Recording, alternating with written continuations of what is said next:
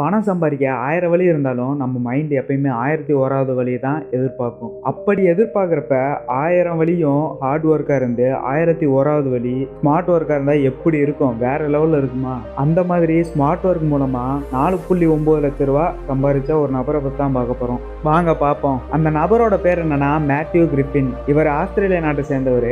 இவரை வந்து படைப்பாளின்னு சொல்கிறாங்க, அதாவது கிரியேட்டர். இந்த ஆர்டிஸ்ட்லாம் பெயிண்டிங்ஸ்லாம் நிறையா வரைவாங்கல்ல, அந்த மாதிரி கலைநயமிக்க செயல்களை செய்கிறவர் தான் இவர். ஒரு கிரியேட்டிவ் பர்சன்னே சொல்லலாம். இவர் என்ன பண்ணியிருக்காருன்னா, ரொம்ப பசிக்குதுன்னு பர்கர் வாங்கி சாப்பிட்ருக்காரு, அதுவும் சீஸ் பர்கர். அந்த சீஸ் பர்கருக்கு இடையில வந்து ஒரு ஊறுகாய் இருந்திருக்கு. ரொம்ப நிறையாலாம் இல்லை, கொஞ்சமாக தான் இருந்திருக்கு. இவருக்கு பிடிக்கலையா இல்லையான்னு தெரில, அந்த ஊறுகாயை தூக்கி செவுத்துல தூக்கி வீசியிருக்காரு. அந்த ஊறுகாய் வீட்டோட மேற்கூரையில் போய் ஒட்டிக்கிச்சு. இப்படி ஒட்டிக்கிட்டதை பார்த்தோன்னா இவருக்கு தோலா படத்தில் கார்த்தி யோசிப்பார்ல, அந்த மாதிரி ஒரு ஐடியா தோணிருக்கு போல. தோலா படத்தில் கார்த்தி சொல்லுவார்ல, இந்த பெயிண்டிங்கா இவ்வளோ வேலை, இது தெரிஞ்சுதான் நானே வரைய ஆரம்பிச்சிருப்பேன் அப்படின்னு சொல்லுவார்ல, அந்த மாதிரி இவருக்கும் தோணி இருக்கு போல. இதை வச்சு என்னடா பண்ணலாம் அப்படின்னு யோசிச்சிருக்காரு. யோசிச்சதுக்கு அப்புறமா அந்த செவுத்துல ஒட்டின அந்த ஊறுகாய போட்டோ எடுத்து இன்ஸ்டாகிராம் பக்கத்துல போட்டு பிக்கிள் ஆர்ட்னு போட்டிருக்காரு. இது வந்து ஒரு கலைப்படைப்பு அப்படின்னு போட்டிருக்காரு. அதை பார்த்தோன்னே நிறைய பேர் வாங்குறதுக்கு முன் வந்திருப்பாங்க போல.